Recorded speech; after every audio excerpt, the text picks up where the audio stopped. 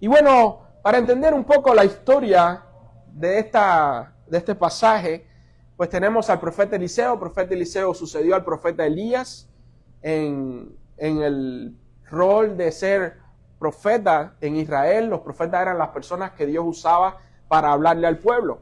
Y los profetas juzgaban, los profetas daban palabra de Dios, los profetas guiaban al pueblo en la obediencia a Dios. Y bueno, este era el papel de los profetas en aquel tiempo. Pero este pasaje cuenta que una de las esposas de los profetas, su esposo falleció. Y dice que al fallecer el esposo, al parecer, el esposo tenía algunas deudas que había adquirido durante toda su vida. Y el acreedor de estas deudas, saber que el esposo había muerto, pues llega hasta esta viuda y le dice, mira, tu marido me debía mucho dinero. O sea, yo necesito que tú me pagues. Y si no tienes con qué pagarme el día de la semana que viene que vengo a buscar el dinero, parafraseando, imaginándome, ¿no? No sé qué tiempo le debe haber dado a la viuda para pagarle. Si no me pagas la deuda, voy a venir y me voy a llevar a 2 de tus hijos en pago por esa deuda para que sean mis esclavos, mis sirvientes, porque yo necesito recuperar mi inversión. Y bueno, aquella mujer, lógicamente, una madre, aún con el dolor de la pérdida de su esposo, en aquella situación en la que ella estaba, ella se ve contra la espada y la pared y dice, bueno, ¿y qué voy a hacer? Y ella va y se acerca al profeta de Dios y le dice, mira, esta es mi situación. Y ahí vemos la solución que Eliseo le da al problema de aquella mujer. Vemos el milagro que Dios obró en la vida de aquella mujer. Pero ahora vamos a entrar en el pasaje para aplicarlo a nuestras vidas hoy. Esta mujer representa hoy a muchos de nosotros cuando llegamos a una situación extrema en nuestra vida. Cuando llegamos a una situación donde necesitamos una respuesta, a una situación donde muchas veces lo que necesitamos es un milagro, literalmente hablando. Y nosotros intentamos buscar soluciones para nuestra situación, intentamos encontrar respuestas para nuestra situación, pero no sabemos dónde encontrarlas. Y dice la Biblia que esta mujer, su esposo había pedido dinero a aquel acreedor, y el hombre pues quería su dinero de vuelta, pero algo que me llama la atención es que en esta historia, este acreedor estaba intentando aprovecharse de la situación crítica de esta mujer. ¿Por qué usted dice eso, pastor? Bueno, porque los judíos en su cultura tenían la ley de que si ellos le prestaban a uno de sus hermanos, a otro judío, le prestaban dinero, y este hermano durante su vida no conseguía pagarle este dinero, el otro hermano por amor y misericordia le debía perdonar la deuda a este otro judío, a este otro hebreo, para que él no se sintiera el peso de la deuda encima. Y más aún si la persona moría, el acreedor o a quien le debían el dinero, ese acreedor no debía ir a exigirle a la viuda o a la familia en desventaja, en pérdida, que les retribuyera ese dinero, sino que se perdonaba la deuda automáticamente como una extensión de misericordia. Porque así era establecido en la ley de Moisés.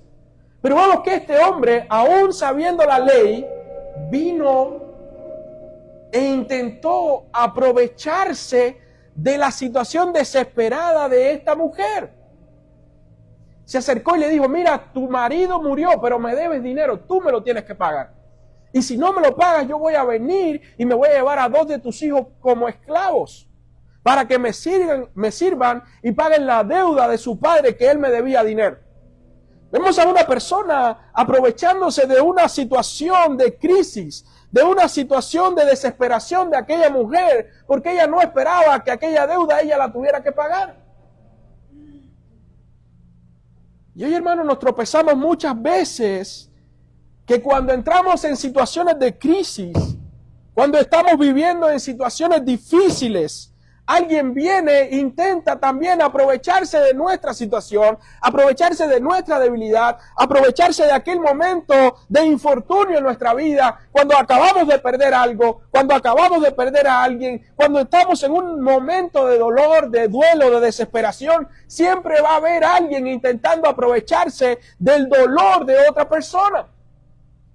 Y específicamente hoy en nuestra sociedad, siglo XXI, una sociedad competitiva, una sociedad que carece de misericordia, carece de empatía. Muchas personas intentan lucrar con el dolor de personas que están en situaciones de crisis que no pueden defenderse. Y hoy lo vemos muy a menudo. Personas intentando aprovecharse de una situación, de un estatus migratorio de alguna persona, de un estatus de alguna persona económicamente hablando, intentan aprovecharse de esa persona porque creen que no tienen quien los defienda y se pueden aprovechar impunemente de esta persona o de esta comunidad en específico. Pero lo que este hombre no sabía, lo que este acreedor no sabía, que es cuando tú intentas aprovecharte de la causa de alguien que está en dolor, quien interviene en esta situación es el mismo Dios. De hecho, en la Biblia vemos que el salmista decía, porque la causa de las viudas y de los huérfanos es de Jehová. Ellos no tienen quien los defienda aparentemente, pero quien los va a defender, quien se pone enfrente de su causa es el mismo Dios. Y nosotros tenemos en la familia un caso así. Perdió a su mamá a muy temprana edad. Pero esta muchacha, desde niña, yo siempre le decía a Rachel, le llegan tantas bendiciones desde que era niña. De la nada llegaban bendiciones, alguien aparecía y le ayudaba, le compraba una ropa, alguien aparecía, su abuela era quien la estaba cuidando, pero siempre había alguien que aparecía y le decía, mira, un pedacito de carne para que le hagas a la niña, mira una ropita que le compramos a la niña, mira para la niña, mira para la niña. Hoy es una joven emprendedora y hoy tiene un negocio bastante próspero allá en Cuba. Y yo le decía a Rachel, recordando en este versículo, porque la causa del huérfano y de la viuda es de Jehová. Yo le decía, Dios está cuidando de ella personalmente. Y a veces nosotros estamos en nuestra sociedad y pensamos que estamos como esta viuda, no tenemos quien nos defienda, nuestra causa está poco probable que alguien dé la cara por nosotros, nadie quiere poner ni dar su cara o dar su respaldo por nuestra debilidad, por nuestro momento de dolor, porque parecemos vulnerables, pero en el fondo, mi querido, tu causa, mi causa es la causa de Dios mismo. No, pastor, imagínense ahora cómo vamos a hacer y mira cómo está la situación. Mi querido, tu causa pertenece a Dios. Y si tu causa pertenece a Dios, Dios es el que pelea por ti y pelea por mí. Esta persona dijo, bueno, ahora yo voy a aprovechar, esta viuda no tiene esposo, no tiene familia, sus hijos son adolescentes, no pueden hacer nada, me voy a aprovechar de ella, voy a ir por encima de la ley, voy a ir por encima de lo que Dios dice y voy a aprovechar, me voy a tomar ventaja de esta situación. Pero lo que este hombre no sabía era que Dios mismo se estaba encargando del cuidado de esta mujer y de sus hijos. Y dice la Biblia que cuando él llega con esta noticia a la mujer y le dice, mira, yo necesito que tú pagues mi deuda. Y si no la puedes pagar, obviamente sabía que ella no tenía dinero. Si no la puedes pagar, me llevo a 2 de tus hijos como esclavos para que me sirvan. Aquella mujer entró en su desespero y ella dijo, la única solución que yo tengo es ir a hablar con el profeta para que él me diga qué yo debo hacer ante esta situación. Imagínense, ella dijo, al único que yo puedo acudir ahora es al juez, al profeta, al que puede dictaminar una sentencia sobre mi caso, al que puede tener una respuesta sobre mi situación. Y dice la palabra del Señor que ella se acercó al profeta y le clamó al profeta. La palabra en hebreo que se usa para clamor, para el clamor de aquella mujer es shael, que significa un clamor profundo desde el corazón. Era una súplica para el profeta diciéndole, por favor, mira mi situación. Por favor, yo no tengo más nada que hacer. Por favor, yo no tengo una respuesta. Haz algo por mí. Pongámonos en el lugar de esta mujer por un momento. A punto de perder a sus hijos. Ya había perdido un esposo. Todavía el dolor de esa pérdida estaba latente en el corazón de aquella mujer. En una situación vulnerable por no poder trabajar para sustentar a sus hijos, viviendo de la misericordia desde el templo, que le dieran comida, que la sociedad cuidara de ella. Y se le presenta esta situación y ella llega al profeta y le dice, por favor, desde lo más profundo de mi corazón, necesito que hagas algo por mí. Hermano, este acto de pedir, de clamar, es fundamental en medio de nuestra desesperación, porque es el paso que nos conecta para un milagro de parte de Dios en nuestra vida.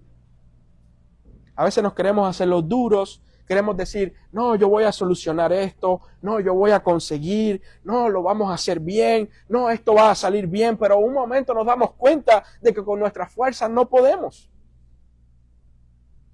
Y esta palabra, Shael, clamar, es el mismo clamor que se usa en el Nuevo Testamento cuando los discípulos estaban en la barca y había una tormenta en el medio del mar de Galilea y la barca se estaba hundiendo y ellos luchando, sacando el agua de la barca, intentando salvarse, y Jesús dormía en la proa del barco y ellos luchaban para sacar el agua de la barca hasta que se dieron cuenta que estaban casi al hundirse el barco, a punto de ahogarse. Entonces clamaron a Jesús. Entonces vinieron con un Shael, con un clamor del corazón y le dijeron, Maestro, sálvanos que nos vamos a ahogar, vamos a perecer.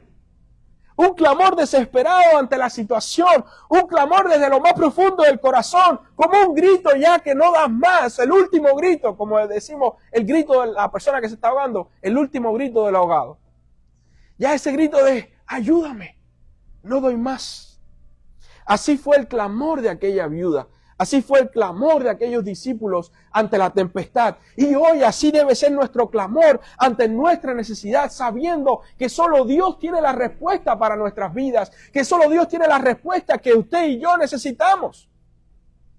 No es el pastor de la iglesia, no son los líderes de la iglesia, no es una persona, no es una sociedad, no es un político, no es una ley, es el mismo Dios, el único que tiene la respuesta para tu vida y para mi vida. Y al que debemos llegar con un clamor desde el corazón y decirle, necesito que hagas un milagro en mi vida, es a Dios. Sea cual sea por la situación, amado hermano, amada hermana, que usted esté pasando, tu Shael, tu clamor tiene que ser para con Dios. Porque a veces nosotros elevamos clamor a personas que creemos que nos pueden ayudar. Hermano, mira, yo tengo una situación tan difícil.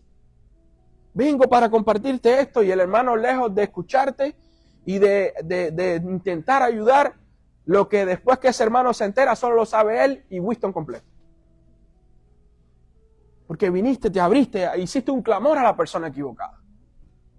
Nosotros necesitamos llegar con nuestro clamor, pero ¿llegar a dónde? A la presencia de Dios. Aquella mujer sabía que solo delante del profeta, del representante de Dios, ella podía llevar su clamor y recibir un milagro de parte de Dios. Ella no sabía cómo Dios lo iba a hacer. Ella no sabía cómo el profeta lo iba a hacer. Lo que ella sí tenía certeza es que el único que podía darle una solución era Dios, actuando a través del profeta Eliseo. Dice que ella llega con su clamor. Y hay una frase que a mí me toca mucho en mi vida. Y es que muchas veces, hermano, cuando nosotros nos sintamos perdidos, debemos recordar que clamar a Dios es nuestra única opción. Hay veces que clamar a Dios es nuestra única opción. No hay nadie más que pueda hacer algo por nosotros. Solo Dios puede hacer algo por nosotros. Y ella se acerca al profeta y ella comienza diciéndole, tu siervo, uno de los profetas, ha muerto. Y tú sabes que tu siervo era temeroso de Jehová. O sea, mi esposo no era cualquier persona. Mi esposo era un hombre que fue temeroso de Dios, que hizo la voluntad de Dios. Mi esposo fue un hombre que siempre intentó hacer lo bueno delante de los ojos de Jehová, era temeroso de Jehová. Y ahora ha venido el acreedor para tomarse 2 hijos míos por siervos. Él estaba diciendo, nosotros siempre hemos hecho las cosas bien. Y mira ahora este momento de desespero, este momento de infortunio, como alguien está intentando aprovecharse de nosotros, aunque nosotros fuimos temerosos de Dios, aunque nosotros hicimos la voluntad de Dios, aún así alguien está intentando en medio de nuestro dolor tomar ventaja de nosotros. Haz algo por nosotros. Lo cual quiere decir, hermanos, que aunque seamos temerosos de Dios, aunque hagamos la voluntad de Dios en nuestra vida, aunque seamos cristianos fieles, siempre van a haber momentos de dolor y de desesperación en nuestra vida. Y no van a faltar las personas con el mal deseo del corazón de decir, ahora está en desventaja, ahora tiene esta situación, ahora yo voy a aprovecharme de él, de ella, voy a aprovecharme de su situación. Y ella eleva su clamor al profeta y le dice, nosotros hemos hecho todo bien. ¿Qué es lo que está pasando? Mira, este hombre, ese acreedor ahora viene y me dijo que no solo tengo que pagarle, sino que se va a llevar 2 de mis hijos si no le pago. Y Eliseo le pregunta a aquella mujer, ¿qué te haré yo? Y ella le dice, yo no sé. Aquella mujer dice, yo necesito que hagas algo. Y Eliseo, guiado por el Espíritu Santo, le pregunta a aquella mujer, declárame qué tienes en tu casa, qué hay de valor dentro de tu casa. Y ella dijo, tu sierva ninguna cosa tiene en casa. Ya lo había vendido todo. ¿Para qué había vendido todo? Para comer, para sustentarse. Porque ya cuando una mujer viene desesperada, porque alguien le está cobrando, ya no tiene dinero, no tiene de dónde sacar dinero, quiere decir que ella tuvo que vender todo lo que había en casa, literalmente hablando, para poder sustentarse. Y cuando ella le dice a Eliseo, mira, ya yo no tengo nada en casa, ya no tengo nada, está vacía la casa. No tengo más nada humanamente que hacer, ya todo está hecho. Lo único que me queda en casa es una vasija de aceite. O sea, una medida de aceite. A veces nosotros pensamos, cuando agotamos nuestras opciones y nos acercamos a Dios y Dios surge con esta pregunta, ¿qué tienes? ¿Qué tienes para dar? ¿Qué tienes en tu casa? ¿Qué tienes en tu vida? ¿Qué hay en tu vida que podamos usar para hacer un milagro? Y nosotros decimos, no, Señor, es que no hay nada. O sea, está malo el trabajo, está mala la situación, está mala la economía, está mal todo, no tengo nada para dar. No tengo nada que tú puedas usar para hacer un milagro en mi vida. Solo tengo esta vasija de aceite. Solo tengo esto insignificante. Solo tengo esto en mi vida. Solo tengo mi vida, solo tengo mi tiempo. No tengo más nada de valor en mi vida. Solo este pequeño don, solo este deseo de servir, solo este deseo de apoyar es lo único que me queda, Señor, porque ya lo perdí todo. Y ella dijo, solo tengo una vasija de aceite, pero lo usó como en un término como que no es importante. Pero si nosotros vamos a través de la Biblia, desde el Antiguo Testamento, el aceite era símbolo de prosperidad y de unción de parte de Dios. El aceite se usaba para ungir, el aceite se usaba para purificar, el aceite se usaba para conservar alimentos, el aceite se usaba como una manera de unción, de escoger a alguien. Y era así asociado a la prosperidad porque con el aceite se podía hacer la masa con el trigo para el pan, una señal de prosperidad. Y Eliseo le dice, ¿qué tienes en tu casa? Y dice, solo tengo un aceite. Eso no es nada importante. Ella creía que aquella vasija de aceite no era lo suficientemente importante o lo suficientemente buena para que Dios o el profeta pudieran hacer algo en su vida. Y a veces nosotros no nos damos cuenta que lo más simple, lo que aparentemente no consideramos importante en nuestra vida, lo que aparentemente creemos que no es lo suficientemente bueno para que Dios haga algo, es específicamente lo que Dios quiere usar para hacer un milagro en nuestra vida. Y si nos trasladamos al Antiguo Testamento, ahí al libro de Éxodo, cuando Moisés se encuentra con Dios en el desierto y Moisés le dice, ¿cómo yo voy a guiar a este pueblo? ¿Cómo les voy a decir qué voy a hacer? Y Dios le dice, Moisés, ¿qué tienes en tu mano? Y Moisés le dice, una vara, un pedazo de madera con el que guiaba las ovejas para aquí y para allá. Y Dios le dice, con esa vara yo voy a usarla para hacer señales al pueblo para que crean de que yo soy te envió. Y después vemos a Moisés haciendo milagros, abriendo el mar rojo con la vara. Vemos a Moisés golpeando la piedra para que saliera agua con la vara. Vemos a Moisés que tiró la vara en el piso y se convirtió en una serpiente, que se comió a la serpiente de los sacerdotes egipcios. Vemos a Dios usando aquella vara para hacer milagros. Y aparentemente era solamente un trozo de madera, pero Dios le dijo, ¿qué tienes en tu mano? con la misma pregunta que el profeta le hace a la viuda: ¿qué tienes en casa? ¿Qué podemos usar? No, pastor, es un simple pedazo de palo. No, pastor, es una simple vasija de aceite. En las manos de Dios, lo más simple puede volverse la herramienta del próximo milagro en tu vida. Lo que parece insignificante para nosotros en las manos de nuestro Dios puede convertirse en la próxima herramienta de bendición y de milagro para tu vida y para tu familia. Y ella le dice: solo tengo esta vasija de aceite. Y Eliseo le dice: ve y pide para ti vasijas prestadas de todos tus vecinos. Vasijas vacías, no pocas. No pidas pocas vasijas. Intenta pedir la mayor parte de vasijas vacías que puedas conseguir. Y la palabra vacío o vasijas vacías en hebreo significa reik, de un vacío, de algo que necesita ser usado, que necesita ser lleno. Y le dice: trae vasijas vacías para que llenes con el aceite. En nuestra vida, a menudo, mis hermanos queridos, nosotros tenemos nuestras vasijas llenas de preocupación. Tenemos nuestras vasijas llenas de miedo y dudas. Pero Dios quiere que nosotros lleguemos ante su presencia con nuestras vasijas vacías para Él poder llenarlas de su poder y de su abundancia. El profeta le dice: busca vasijas vacías, que yo las voy a llenar. Pero es que yo solo tengo una vasija de aceite. ¿Cómo vamos a llenar todas las que yo traiga? No importa, no te preocupes cómo va a ser el proceso. Solo preocúpate de seguir las instrucciones del profeta. Pastor, es que yo no sé cómo Dios va a hacer esto en mi vida. Yo no sé cómo Dios va a llenar este espacio. Yo no sé cómo Dios va a hacer para solucionar este problema. No te preocupes del cómo, sino preocúpate que Dios lo va a hacer en tu vida.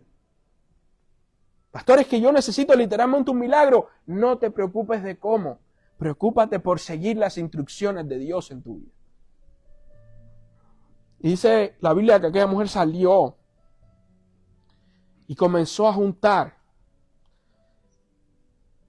todas las vasijas que pudo. Y el profeta le dijo: después que tú reúnas todas las vasijas, entra luego y enciérrate tú y tus hijos. Y echa en todas las vasijas, y cuando una esté llena, ponla aparte. Y hay algo interesante con esto. Cuando Dios está a punto de hacer un milagro en la vida de alguien, Dios quiere que tú te encierres, tú y los tuyos, para que tú y los tuyos sean los que puedan ver y experimentar ese milagro. Muchas veces las respuestas a nuestras oraciones se demoran porque nosotros queremos hacer partícipe a muchas personas del milagro que Dios va a hacer en nuestra vida. Y ese milagro se demora porque no todas las personas están contentas y felices de que Dios vaya a hacer un milagro en tu vida y en tu familia. No, mi hermano, porque mira, estamos orando, porque está a punto de llegarnos esta bendición y queremos que llegue lo más pronto posible. En cualquier momento llega, solo para que estés orando. Pero tú no sabes si esa persona, si esa familia, si ese amigo tiene el mismo deseo en el corazón, está vibrando en la misma frecuencia de bendición que tú estás vibrando para recibir esa bendición. Y la bendición comienza a demorarse, el milagro comienza a demorarse y usted dice: ¿qué es lo que está pasando? Simplemente hay alguien vibrando y pensando para que tú no recibas esa bendición. Y el profeta lo primero que le dice a la mujer es: agarra la vasija de aceite, agarra todas las que estén vacías, tú y tus hijos enciérrense dentro de la casa y comiencen a ver lo que Dios va a hacer. Quizás, amado hermano, amada hermana, lo que usted y yo estamos necesitando es encerrarnos en oración con Dios, con nuestros hijos, con nuestra familia, orar por eso que estamos orando, orar por aquello que estamos necesitando, orar por el milagro y dejar que Dios haga su proceso. Pero solo nosotros ver lo que Dios va a hacer en nuestra vida. Si Dios te dio un sueño, amado hermano, si Dios te dio una promesa, no salgas a hablarlo a los cuatro vientos. No salgas a contarles a todos lo que tú estás esperando. Espera que el milagro hable por sí solo. Espera que la gente vea lo que Dios hizo. No porque tú lo contaste antes de llegar, sino porque Dios se glorificó en público, honrando tu vida y la de tu familia. Si alguien quiere orar, vaya en los secretos, cierre su cuarto y su Padre que ve en los secretos te recompensará ¿dónde? En público. Encerrarse con Dios. Hay un secreto espiritual que yo no les puedo explicar. Porque en ese momento cuando tú te encierras con Dios, es Dios y tú y tu familia. Nadie sabe, nadie entiende cómo es que funciona, pero Dios funciona de esa manera. Es un trato personal de Dios contigo. Y yo he visto muchas personas que se encerraron con Dios. Y de un momento a otro, Dios abrió tantas puertas, abrió tantas bendiciones que uno se pregunta, ¿y qué pasó? Si esa gente ayer estaban perdiendo casi todo, si esa gente ayer estaban enfermos, si esa gente ayer estaban a punto de ser deportados, y hoy de momento Dios abrió una puerta de bendición y decimos, ¿qué pasó? Se encerraron con Dios y vivieron su milagro. Enciérrate con tu Dios, clámale a tu Dios. Llega delante de la presencia de tu Dios, que Él está con los brazos abiertos. Él está esperando que llegues al lugar secreto. Él está esperando que te encierres en tu cuarto para escuchar y para hacer su milagro.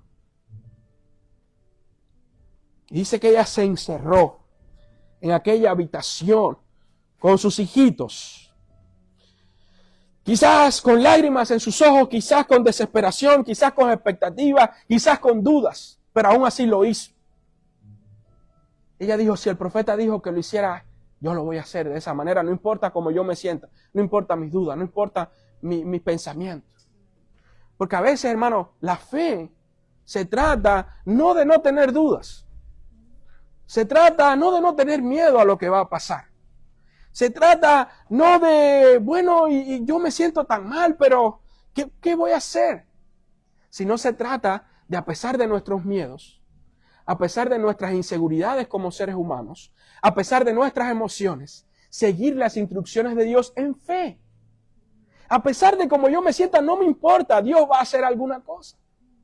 A pesar de lo muy difícil que parezca la situación, no importa, Dios va a hacer alguna cosa. Yo solo tengo que seguir las instrucciones del profeta para poder vivir mi milagro.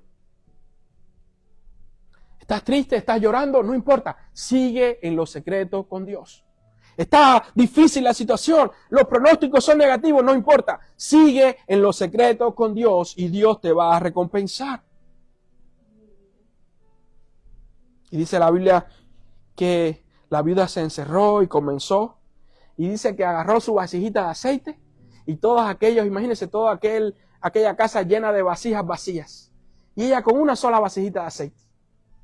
Algo improbable que pudiera pasar. Pero dice que ella siguió las instrucciones de Eliseo y comenzó a llenar la primera y se llenó la primera. Cerraron la primera, la pusieron aparte, comenzó a llenar la segunda, se llenó la segunda. Cerraron, la pusieron aparte, comenzó y llenó la tercera y la cuarta y la quinta. Yo me imagino que después de la segunda, ellos comenzaron a ver el milagro.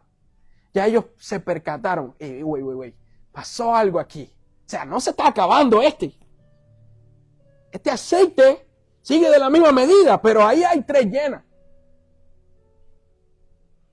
A veces, hermanos, nosotros no nos damos cuenta del milagro de Dios en nuestra vida hasta que empezamos a ver las cosas. Pero ¿y esto no estaba desordenado?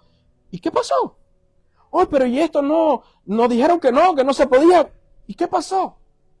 Y comienza a llenarse una vasija, comienza a llenarse otra vasija, comienza a haber respuesta de esta oración, comienza a haber respuesta de esta otra oración. Y uno dice, ¿y qué pasó? Simplemente te encerraste, simplemente fuiste fiel, simplemente seguiste las instrucciones a pesar de, y ahí comenzó a haber respuesta y provisión de Dios para tu vida. Y ahí comienza, llenó y llenó y llenó, hasta que todas estuvieron llenas. Y le dice a su hijo, denme más vasijas. ¿Dónde hay? No hay más, denme más, vamos a llenar más. No, mamá, se acabaron las vasijas. Tenemos la casa llena, ya los vecinos no tienen más vasijas vacías. Ya todo está lleno.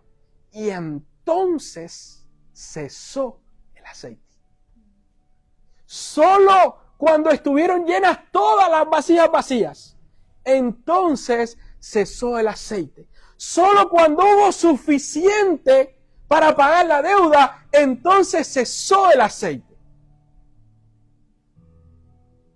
Porque la provisión de Dios, amada iglesia, es tan perfecta que solo cesa de fluir aceite cuando todo está lleno, cuando todas las oraciones están respondidas, cuando todos los milagros están hechos, cuando todo lo que esperabas de parte de Dios fue hecho como Él dijo.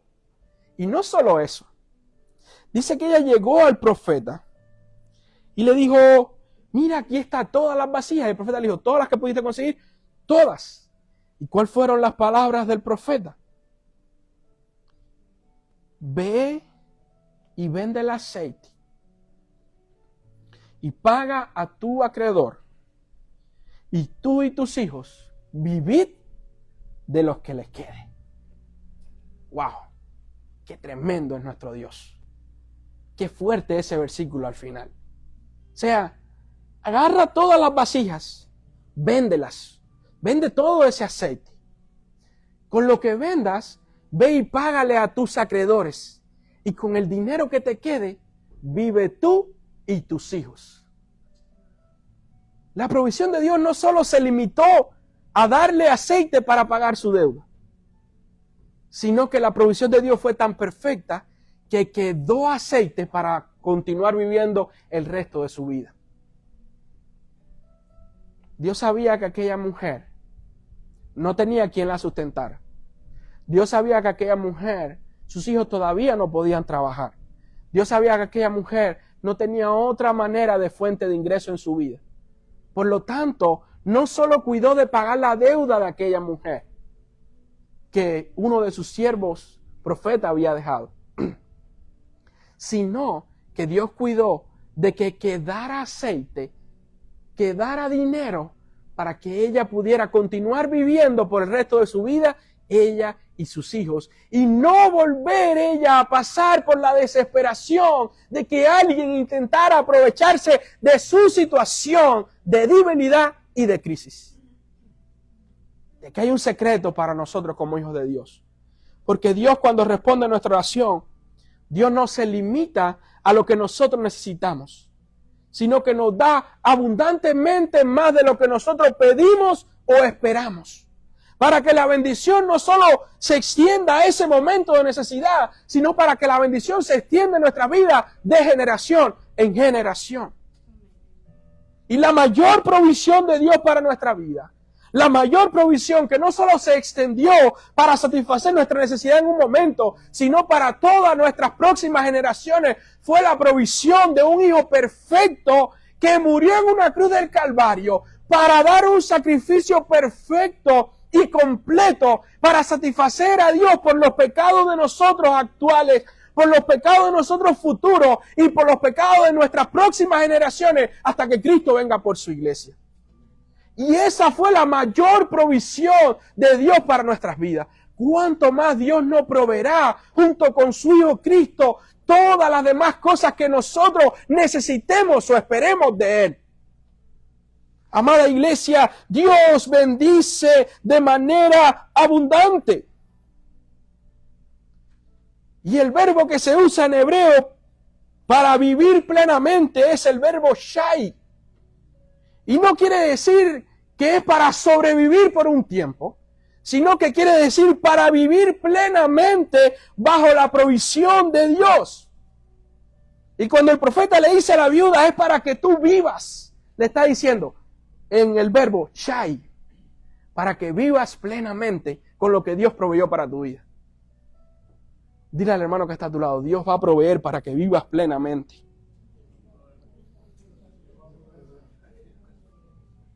Dios no te llama a la escasez, mi hermano. sino que nos llama a una abundancia delante de su presencia, abundancia espiritual, todo lo que nosotros necesitamos conforme a sus riquezas en gloria.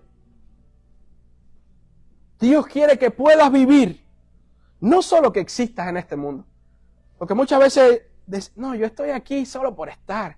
Yo a veces uso esta frase, pero es para cuando estoy cansado, ando por inercia. ¿Cómo sientes? No, pastor, ando por inercia. O sea, ya estoy tan cansado que ya la fuerza de gravedad es la que me está moviendo.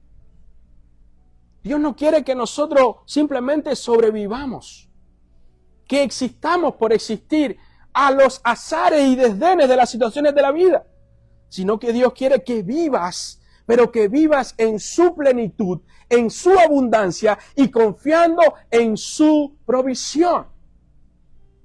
Una provisión perfecta. Al final de toda esta historia, nos conecta con Cristo. Jesús es nuestra vasija de aceite que está llena. En Él encontramos una fuente inagotable de provisión, amor y gracia. Cuando clamas a Dios, Él responde. Cuando actúas en fe, Él actúa con poder y milagro. En Cristo, tu vasija nunca estará vacía. Él es el aceite que nunca cesa ni se acaba para proveer para nuestras vidas y para nuestra familia. Y hoy quiero que nosotros como iglesia seamos como esta viuda, que clamemos al Señor, que reconozcamos lo que tenemos en nuestra vida, que actuemos en fe y que nos preparemos para recibir el milagro y la abundancia de aceite de parte de Dios.